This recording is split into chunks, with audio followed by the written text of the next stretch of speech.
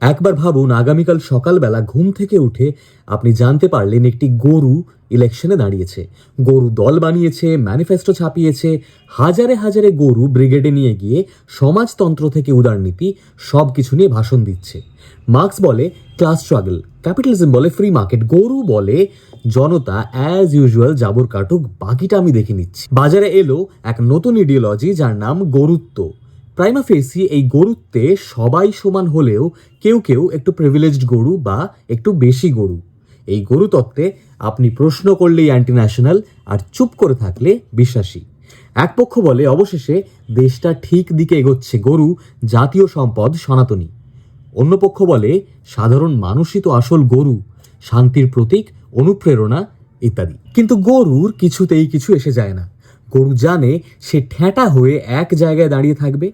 কোনো রকমভাবে laser evil তত্ত্বে ইলেকশনটা জিতে গেলেও সাধারণ মানুষের জন্য কোনো কাজ না করেও বছরের পর বছর বংশানুক্রমে ক্ষমতা, পদ, টাকা সে সব পাবে।